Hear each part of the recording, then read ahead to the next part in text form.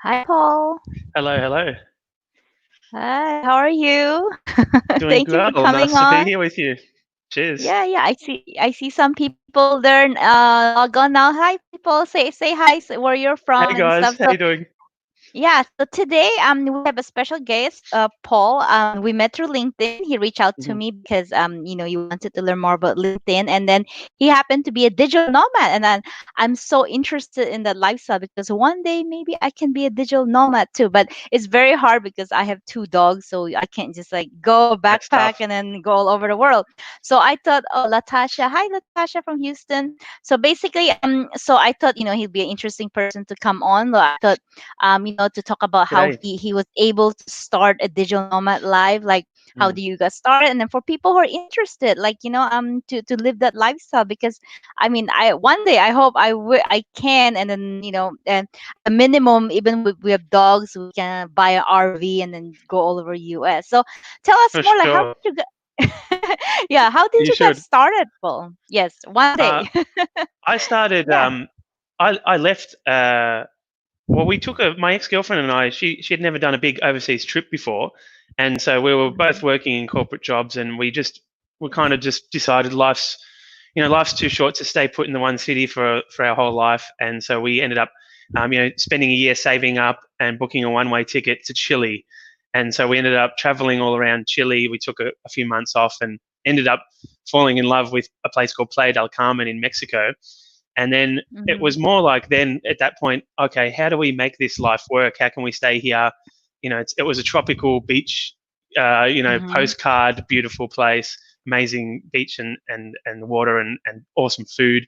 We just fell in love with it and Mhm. we wanted to figure out how to stay there. So it all kind of started from that. Mhm. Wow. Um, So Playa del Carmen. Yeah. Oh, sorry. Go ahead. yeah, yeah. Have you been down to Mexico before? Yes, I have been to Playa del Carmen, and then what's the city right next to Playa del Carmen? It's just down the road from Cancun. Most people would Yes, probably yes, know yes. Cancun. Cancun and Playa del Carmen. So we Yep. stayed at Playa del Carmen because like we were in an all-inclusive resort. Like the Mm. drinks were free. Of course, the drinks were watered down. I don't drink that much, so it didn't really matter to me. So, but then Yeah. like everything, all food were included. Like it was just fun, and then it was very cheap, right? So like you Yeah. probably experienced. So yeah, so that must have been very cheap, right, in Mexico? Like I mean, like That's did you have problems meeting people and stuff? And how was it, the cost of living?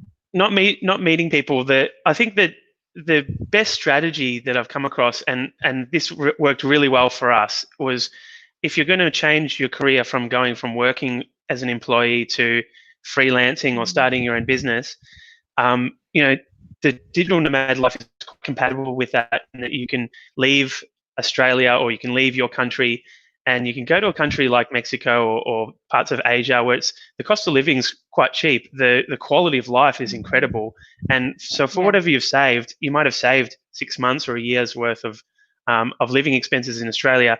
You go to Mexico, that turns into 3 years or 2 years Yeah. or 18 months of time that you've got to develop your career, do more training, Mhm. or figure out how to launch a freelance career or start your own business. So that's Mhm. something that's worked really well for me.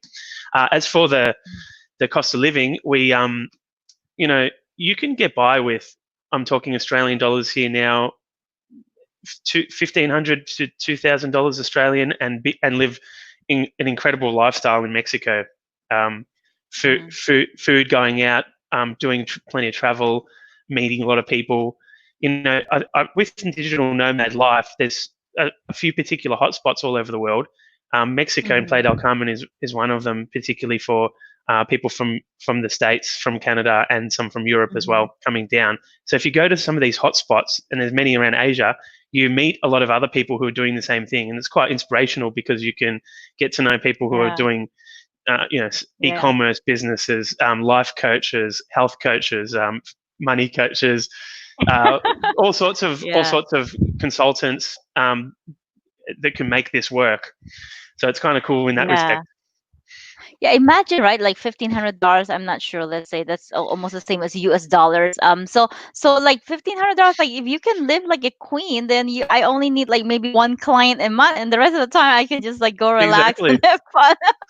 And the more clients you have, then everything goes to your retirement fund or whatever. So that sounds so Exactly. awesome. Like, yeah, I love it. I love it. So yeah, so let's say someone tired of corporate life, and then they want to try this out. So what Mm. tips do you have for them to get ready? Okay, let's say they have 6 months worth of savings. Of course, that's gonna get them very far if they go to Yeah. Mexico or parts of Asia, right? So what do they have to prepare for? Like, I mean, like, are there concerns about, like, insurance, about, medical, insurance and stuff like that? So I'm Yeah. sure maybe in Australia is different than US, but generally, like, how do they fix that? And also, like, what about the your mails? Like, how do you get your mails now? And I was reading about there's this Yeah. virtual mailbox that people sign up for. So yeah, how do you You how do you can you handle can that? do that with the Mhm. virtual mailbox. I just ended up having everything redirected to my parents' place and got them to open all my mail. So that was like quite easy.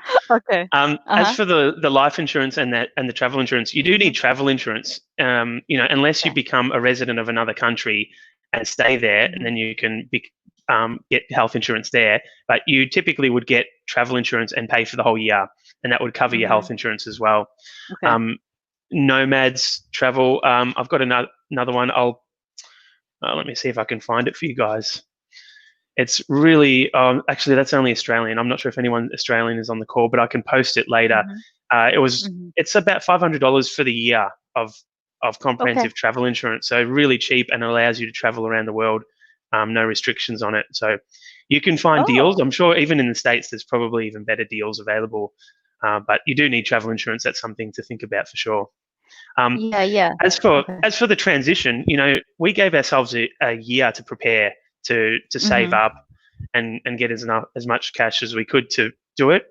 And in the Mhm. meantime, while I was working, it was about trying to learn and study and figure out what I'm going to transition to. I was moving into copywriting at the time, so I was working on the weekends and at night, practicing, learning, studying, building a portfolio, and basically preparing myself to be able to go out on my own and start my own thing. Mhm. Mhm. Wow. Yep. So okay, back to the travel insurance. You said it's 500 Australian dollar for the entire year. What does that cover? It's let me see. It's a company. If you check it out, it's called Travel Insurance. Oh, oops. I think he must have accidentally leave the studio. So anyway, while we're waiting for him, do you guys have any question? This stuff. Okay, I think he's back now. Rocky had a question. I was like, I thought you must have hit the leave studio. Okay, go ahead. Okay. Yeah, Oh, sorry okay. about Oh, that. Yeah. Hey, Hi, Rocky, how are you? Rocky. So, yeah, he said Americans who move to Mexico are required to apply for FM3 residency statuses since the 1990s. And recently, a doctor whose sister is a Supreme Court attorney in Mexico. Their status under lockdown has halted their process. Do you know anything about that, Paul? Yeah, so I actually didn't become a resident of Mexico. I stayed on a tourist visa. So, there's pros and Mm-hmm. cons to that. You can only stay for Mm-hmm. 6 months. Is it actually Mexico is one of the countries that have a really long tourist visa, and it's quite easy to fly in and out. So I Mm-hmm. would, go into the States and come back, or usually I'd head back to Australia for Christmas. So, I kind Mm-hmm. of did it on that in that way. But yeah, if you're going to Mm-hmm. stay there for long term, then you want to apply for a residency status and get a proper ID card and do it all Mm-hmm. legit. But for So a you, digital nomad way, we typically will only stay on a tourist visa and continue moving. So you'd usually stay in one place for a couple of months and then keep moving on. guy, I love that. I Yeah. love that. That sounds so fun. Okay, Rocky seems to know a lot about all this stuff, huh, Rocky? Maybe you should come as my live stream guest sometime, Rocky. I hope international travel will become reality again. When do you think global travel will begin again? I don't know. What do you I think, you know Christine? what? Oh my God. You know what? I was planning to go to Thailand, and then right before coronavirus started, that was in Mm, February. Because like we haven't traveled last year. I don't know, for whatever reason. So I really want to go travel to two countries this year. So we're like, mm. okay, we're gonna go here, Thailand, north, south, whatever. Then coronavirus hit. I'm like, Oh God, and no traveling plan till whenever. I don't know when. So Yeah, I think okay. it depends on the country, right? So we're gonna like Mexico's not. There's no travel ban on Mexico, so if you can get there, it's Oh, open. Some countries are really? still open. Yeah, you could probably leave, but But it's I just. don't know. I I mean, don't know if it's safe. I'm afraid to go there and then like I don't, have a virus in another country. yeah, that's what made me come back to Australia. I'm in Australia now, but I was in Vietnam, and Hmm. Vietnam's done incredibly well. Like they've only got 300 or 400 active cases in the whole country. They've suppressed it, and they've Wow. pretty much have no active cases anymore. So it's I could have stayed there and been safe, but I ended up coming back to Australia just for that Yeah. reason. You never know what's going to happen in another country, so it's nice. Yeah. That's another benefit of that digital nomad lifestyle. You can be flexible and you can move quickly when you Yep. need to. Yeah, Exactly. So okay. So I guess like you were literally living on a backpack, right? Like all the stuff you ever own, for whatever. Like 3 years. Yeah, yes. everything So that you fits literally into a big okay. suitcase and another little small one. Wow. I Yeah, was it like, makes you become a how do we? minimalist. So you start to let go of needing to buy and shop. You can only have one or two pairs of jeans, and you have to be pretty Wow. creative with your fashion because you can only have so much stuff with you. So you can mix and match um, but Exactly. it's nice. It's nice to let go of physical things I and know, need I stuff. know. So Yeah, yeah. yeah, Yeah, I should train that to my clients. Yeah, let's for them to know not to spend so much money. Maybe consider digital nomad because you have to think about minimalist. Because like the bigger your house, the more junk you save. And then I'm like, how do we shrink from our home, whatever, to like to a tiny exactly. backpack? That is so cool. I love it. So, what country have you visited so far? So you said Mexico. Where else? Oh, there's I think I'm on 35 countries. I Mm-hmm. can't remember them all, but hi in Singapore. How are you, Veronica? Um, Yeah. a lot of Asia, a lot of South America, bits and pieces of Europe. My dad's Mm-hmm. Italian, and last year went through the process of getting a citizenship to Italy by descent. So I was really lucky to be able to Uh-huh. find my nonno's birth certificate, and basically, if you can Mm-hmm. prove that you've come from an Italian, they will issue you Mm-hmm. with citizenship there. So I'd really love Okay. to in the future start to move and spend a bit more time in Europe and see those countries. But Yeah. yeah, favorite ones Mm-hmm. like if you're thinking about Asia, Bali is incredible for digital nomads. Thailand is incredible for digital nomads. They both have really strong communities, great co-working Mm-hmm. offices, and you can land in the country, go to a co-working office, and get to know. You be there for 2 weeks and you'll know 5, 10, 20 people, and it's just a great way of making friends. Wow, Rocky is Rocky is a lot of experience. I stayed in solar Nice, home casita amongst a whole bunch of foreign residents in Baja California, Mexico from 2004 to 2019. Wow, you guys are awesome. living the life. I need to catch up with you guys. Rocky, Okay. did you get into mezcal when you were down there? Mezcal is another a drink like tequila made from the agave plant, and it's a little bit more smoky. It's a bit more like wine, so you get Mhm. small batches. It's like a spirit, but super nice drink. I really miss it. That's one of the main things I miss. Oh, okay. Yeah, I don't know. My friend, because I'm not very familiar with alcohol. My friend was ordering all the alcohol for me, and then we were tasting. I was like, "This is like very watered down." But anyway, I didn't Ah, have a problem with it because like I don't really drink. Okay. Oh, Cassandra said I would totally do this. Okay, so you went to Mexico, Asia. So what was the most expensive country you've been to? Like, are there places like as a nomad, it tends to be a little bit more expensive that for maybe not sure. a lot of people tend to go to? Yeah, yeah. Japan, obviously. Oh, Singapore, Veronica, you'll know that. I really love Singapore. It's got such amazing greenery throughout the yeah, city, yeah. and it's so green and clean and safe, and it could be a great place to base. But then the to rent an apartment, it's like $3,000-4,000 a month in nice areas. So it's really quite Wow. expensive. Mm, Holy crap. Yeah, yeah. Veronica, if you know any cheap places in Singapore for us to stay? So okay, so yeah, I know I know you told me about Japan, like you didn't really quite meet a lot of people in Japan, right? But in other of the countries that you've been Mm, to, like it was easier to make friends. Because like one of the concerns about nomadic life is loneliness, right? Because then yeah. you let's say you're single, you're not going out, because sometimes a lot more single people tend to go travel because they want to meet people, right? So if you're Mm, single, then it's like that's a pretty lonely life if you don't know how to reach out and then find people to hang yeah. out with. So I know you said in Japan it was like you couldn't really find a lot of people there, right? So that No, actually kind that of was difficult. surprising. It was difficult. Yeah, Yeah. they're Yeah. they're more closed off and less receptive to openers, to people from other Oh, countries.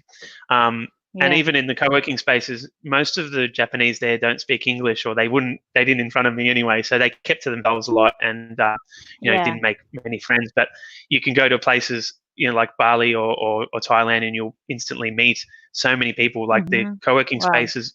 My biggest tip is to start going to co-working spaces when you go to new countries and get to know Mm-hmm. some of the people there, because you'll find Mm-hmm. 50, 100, 150 people working from these co-working spaces who are also doing what you're doing. They're in a country often by themselves, and it's really easy to make friends and get to know people. Yeah. And one of the Yeah. best things, one of my favorite things over the last couple of years has been getting to know friends who are also living this digital nomad lifestyle. So then you can plan trips together, and you can say, oh, Oh, hey, you're going to be in yeah. Thailand in September. Yeah, awesome. Well, I'll see you there. Oh, yeah, let's also Yeah. go Yeah. to Yeah. here, and here for a 3-month trip. And it's been Wow. so much fun. Yeah. Yeah, yeah. That sounds so cool. Okay, so I know you so you had the business building. So did you so you said you did the copywriting at first, right? So what did you shift Yep. to once you over time? Like, I guess you switch your business model to something else? Yeah, I started freelance copywriting, and just to give some background on that, if you guys are thinking about how to start, I over that year of savings, I was building a little portfolio, writing out some examples. So I had some work that I'd done. When I got to Mexico, I set up a simple website, put the portfolio online, outlined some services, and then ran some Google ads for people searching for Mm-hmm. copywriter or freelance copywriter to the Mm-hmm. website, and got some inquiries and started picking up work and getting clients, and then getting some referrals, and it sort of built up from there. So it's actually, Oh, okay. it's actually reasonably simple to do if you can put together a good portfolio, a simple website, and start offering your services. Um, Mm-hmm. Over time, actually, the my ex business partner hired me for a job, and he ran a digital agency in Australia.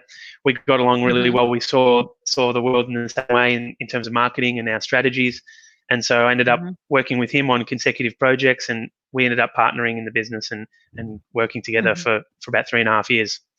So it kind of grew from there. Mm-hmm. So that's what you offer right now still, like the digital marketing. Like who are your clients now?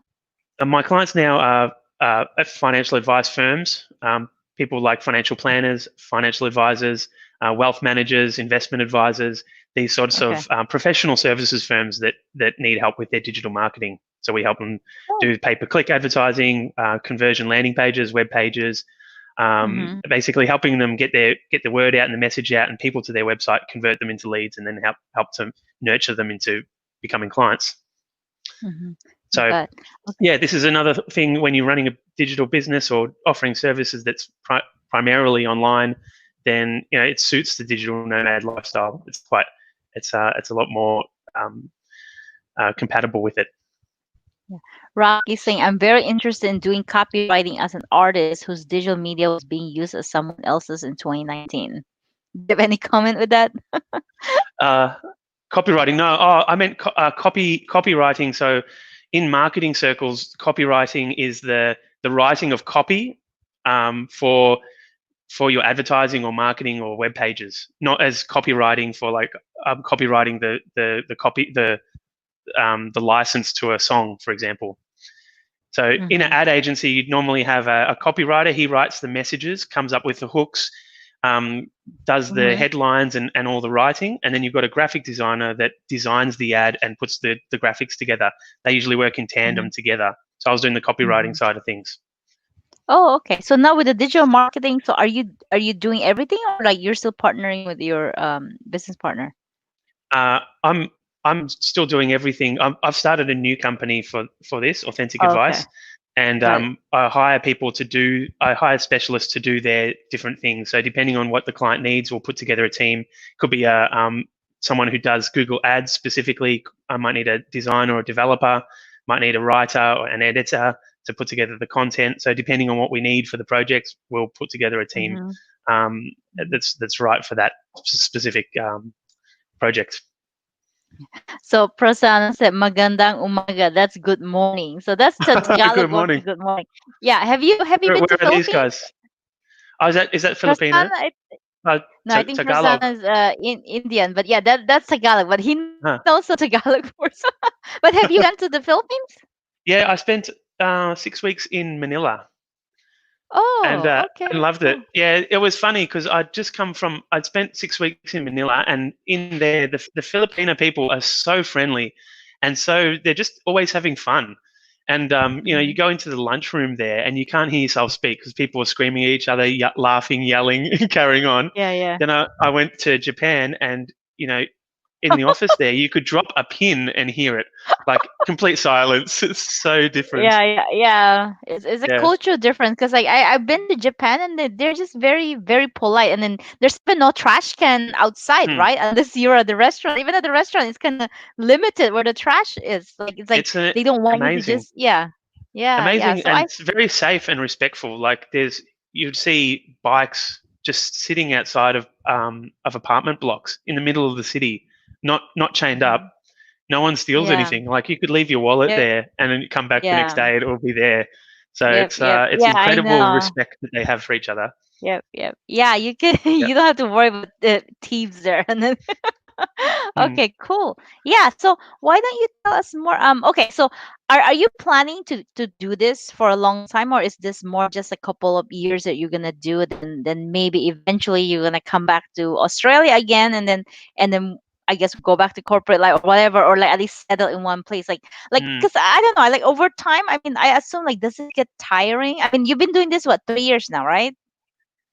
Yeah, Is three it and a three? half years. Yeah. Okay, yeah. Well, So like, are you 6 years planning? if Okay, you include the Mexico time, about 6 years since I left okay, Australia. that's six So years. it's That includes the Mexico. yeah. Look, Yeah. it gets tiring if you're moving every week, for example. Then it does take Oh quite a lot of yeah. energy because you have to find, if you go to a new city every 2 weeks, you have to find, all right, where am I going to Mhm. stay in the city? Where's a good co-working space? Is there a good gym, or can we go for running around the area? Making sure that it's all, Mhm. kosher. Getting the place going on Airbnb, that takes time and energy. So I've kind of found that 2 months or a month is a great length to stay in a place. Usually visas Mhm. come in 90-day periods, and the co-working spaces, you rent a co-working space usually for a month.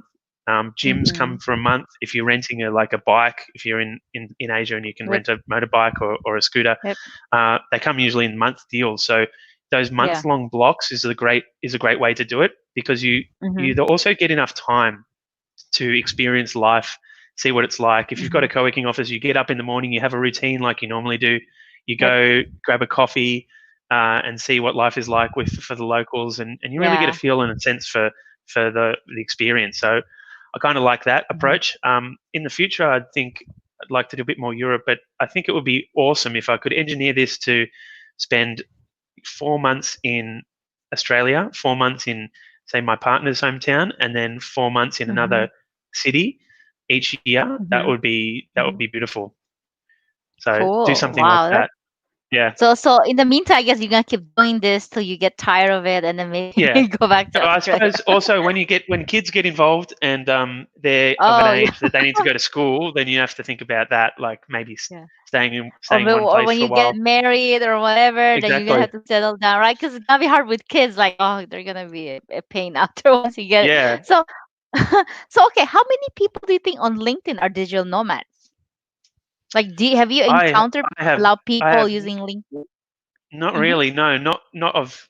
I haven't been on the hunt for digital nomads as such on LinkedIn, Yeah. but on Facebook there's a big group called Uh huh. there's a lot Digital of groups nomad. for digital nomads, yeah, Yeah, yeah, particularly, yeah. and Okay. lots of good information sharing. And that's another good tip is if you go to a new city, say you go to Mexico City, you have a look on Facebook for the digital nomads in Mexico City group, and then get to know what they're chatting about, and you obviously get then good insight into some cool places to visit, where the good Mm-hmm. restaurants are, the bars, and you can often meet Mm-hmm. people and find social networking events and stuff that you can join to get to know people Mm-hmm. as well. Got Yeah, it. Okay. Someone has a question, Ryan Ryan. Deramos. What attracted you to do copywriting for my financial advisors? Do you do spec copy? Cool. Thanks, Ryan. Yeah, the thing that attracted me to that, we had a couple of financial advice clients before, and we got some really good results for them. And then I was just, thinking about the future. I was also at the time when I was planning out my own finances and thinking about what investing for the future and sorting out my retirement plans, seeing the Mm-hmm. value of financial advice. And I just, it was kind of like a win-win thing, or a little bit of a selfish part on my part. I was thinking Uh-huh. like, all right, I've got these digital marketing skills. It would be great to partner with people that need it. I know the financial advice guys do, and at the same time I could work with them, get to know the best of financial advice strategies from the experts themselves, pick their brains while I'm working with Mhm. them, and upskill myself on the finances side. So that's what the reason why. Oh, cool. So are you writing their articles as well, or like their posts for these financial advisors? Right. Yeah. So the way we Oh, do it cool. is we call Yeah. I call them insight interviews. So Uh-huh. I'll give away a good trade secret here. Uh, so particularly with financial advice firms and professional Mm-hmm. services guys, all of their what people are buying is actually their experience and their expertise and their IP. So we do a monthly interview, and I'll basically pretend to be a potential client, and I'll ask all the silly questions that customers might want to know, Mm-hmm. and then my guys will just talk back. I'll record it like this, and we'll Mm-hmm. transcribe it, and that will form the basis of the content before it goes to the client. So then we really get their Oh. IP and their expertise, and produce content that's aligned to what they do and what makes them different. Got it. Got it. So have you encountered like financial advisors? Do they practice differently if they're in different countries? Like, I mean, and I don't know where your financial advisor clients, I mean, like, are they mostly US, Australia? What, like, have you seen At the differences in moment, different all countries? Australia. So I'm not sure, Okay. to be honest. Yeah, yeah. Okay. Okay. So I am curious about Australia. Like, how do they like the investment stuff? Like, what have you learned about investments? So I wanna share about, because like US is All kind right. of different, our investment. So what, and you've Look, interviewed them, so I want to hear from you. sure, yeah, yeah. Most people, put forward a balanced approach, a long-term investment approach. It's really about simplifying, understanding your life goals, what it takes to live your ideal life, what that retirement picture looks like, or what your big life goals Mhm. are, and then they'll plan and create a financial plan around that. Um, Mhm. for me, the big takeaways were avoiding investing in um, the really active funds and high fee funds where you can lose a lot of your returns on the fees Mhm. that get charged, and often Mhm. these funds hide them. We in Australia, superannuation, it's like the forced retirement fund that you invest into. Those funds can Mhm. eat up a lot of fees, and over time, you know it can cost you hundreds of thousands of dollars in your retirement savings if you don't Mhm. look at that. So it's finding, Mhm. for me, it was about the balanced portfolio, investing for the long term, having an investment plan where you're stacking some cash away every month, Mhm. um, Mhm. and using those low cost EFTs. So those funds that are, Mhm. looking at the top US 200 US companies, looking at some emerging markets, looking at some Oh, real estate investment, and making a balanced portfolio. Not taking the money out when the market crashes, like what we've just had before, yeah. and Yep. keeping it in there for the long term. So it's really a lot of it's simple stuff, but when these guys have talking about businesses and stuff, then it becomes more complicated. But it's Mhm. you know I'm definitely Yep. not the financial advice expert, but I try to just interpret it Yep. and make it simple for other people to Yep. understand it as well. Cool. Well, yeah, that's the best Yeah, thing. Like when someone interview a financial advisor, then they write it in a way that the audience can understand, right? So yeah. awesome. So Rocky has another question. If living and traveling abroad with chronic health needs like type 1 diabetes, how do you recommend preparing to access medical essentials overseas?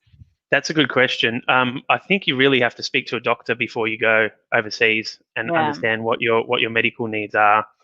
Look, Yeah. personally, you know I've never had a real chronic illness or sickness or injury overseas. Mm-hmm. I might have ended up in hospital once with a really bad guts, but like most hospitals will, you will get medical attention in different countries. But if you don't, you do want to know what your travel insurance covers and what they don't cover, because if they don't Mm, cover certain okay. pre-existing illnesses, and you're in an expensive country or any country that can, you may need severe medical help, and you can rack up some pretty nasty fees. So you want to be aware of that before you leave, I'd say.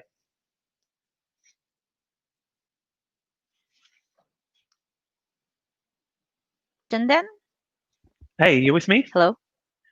Oh, okay. Well, we Yeah, just got, there was a hiccup in the yeah, internet. Okay, so I was saying yeah. that the travel insurance, like, do they normally not cover pre-existing condition? Like, like if you have diabetes and then you go traveling, like, so they don't cover any of that. Like, then how I do think you get that covered? yeah, each travel insurance company is different, so you have to look at what they call Okay. the product disclosure statement. It's like a long document full of all the fun, Who reads those? the tiny print.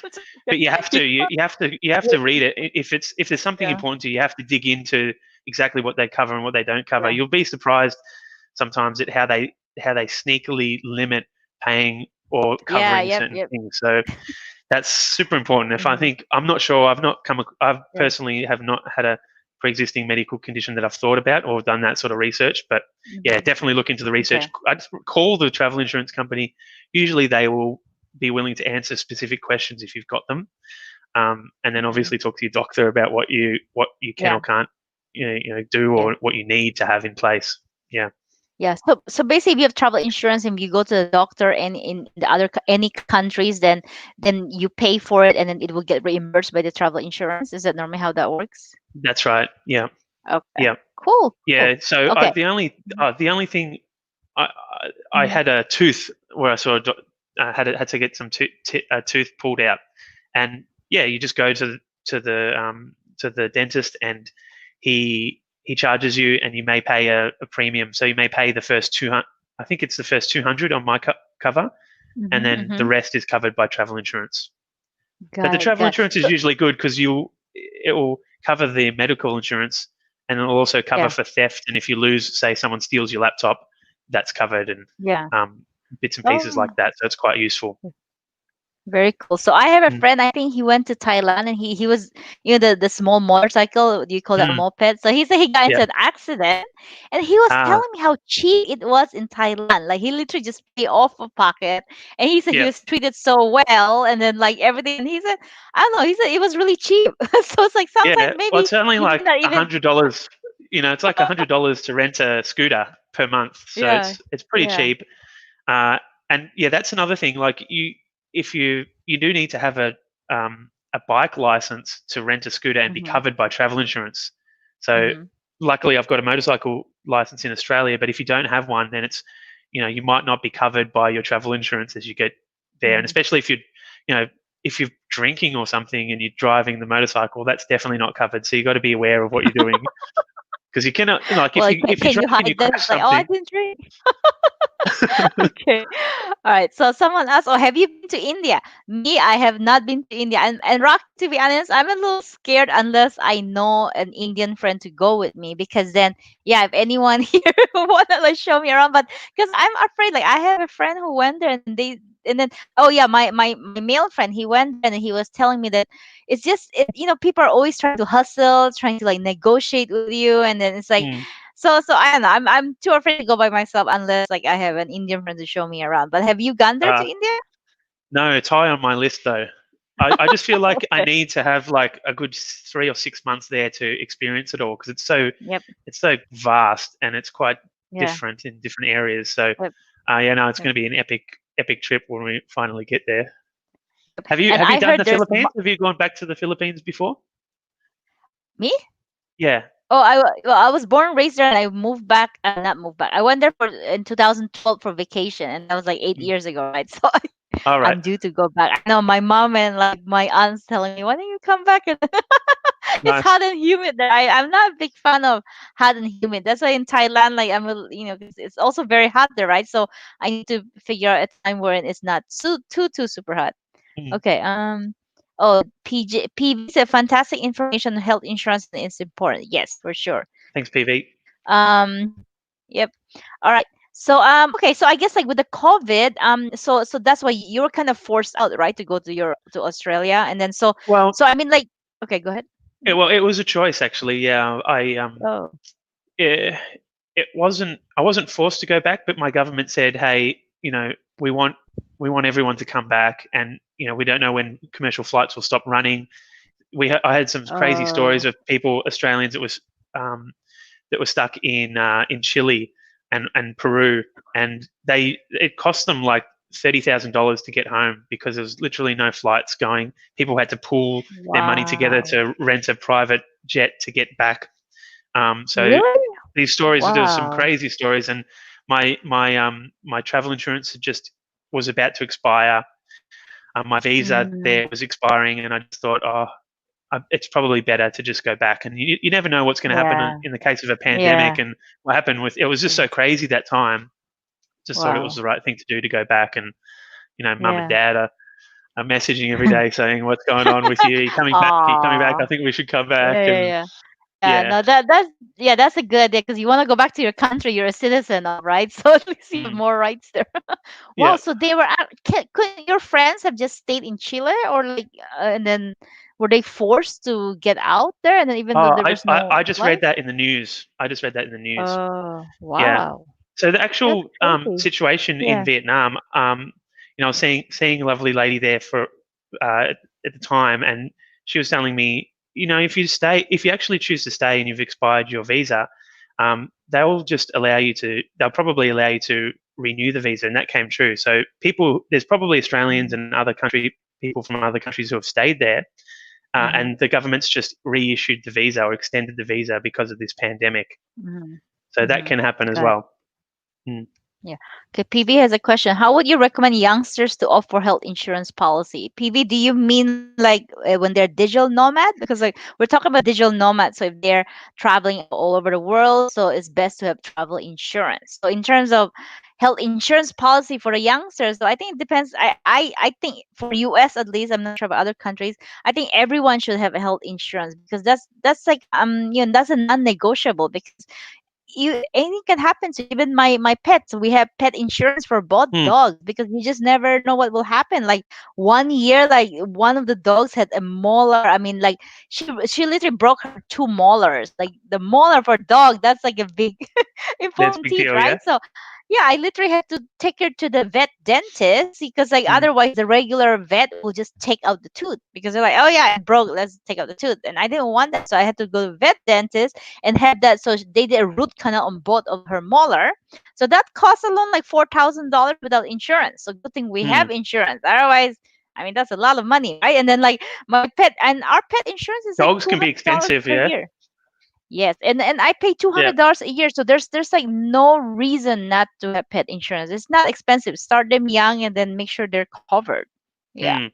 Okay. Mm. So okay, PV said exactly. Okay, cool. Nice. So I'm not sure about India. Like I mean, if you guys they have insurance there, but in Australia, are you guys mandatory to have health insurance? There's a if you're employed, you pay a percentage of your income to Mm-hmm. Medicare, Mm-hmm. and that covers you for basic insurance. Then you can pay for a premium health insurance, private health insurance, and that can cover you for more. Oh, It gets you okay. into private hospitals and obviously Yeah. probably better, faster quality of care. But usually, like the general Medicare system and public hospitals are great in Australia already. So, Mm-hmm. generally that Oh. covers you, especially when you're young, and then as you get older, maybe you want to consider private health insurance. Oh, so you have a system that pays into universal insurance in Australia. Yeah, it's like a percentage of your Oh, cool. income. Mm. Oh, that's pretty cool. I wish US would have that. It's Mm. quite sad our system anyway. Yeah, let's not get It's into sad, but that. okay. Yeah.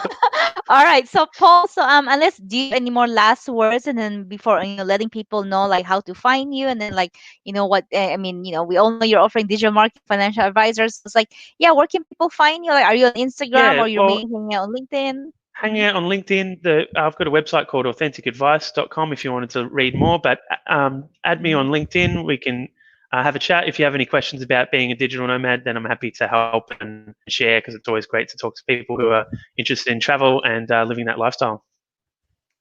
Yeah, cool. Okay, thank you so much, guys, for joining. I Cool. really appreciate everyone who came, and thank you, Paul. And I know, yeah, what time is it now? It's morning, right, in No, Australia? it's just in the afternoon, 1:45. Oh, okay. Oh, you're like, Just oh, you're about quarter to lunchtime. one. Oh, yeah, yeah, yeah. You're like the next day. Okay. So yeah, Yeah, I have to yeah. Well, always I'm put coming all to the you from the time zone. future.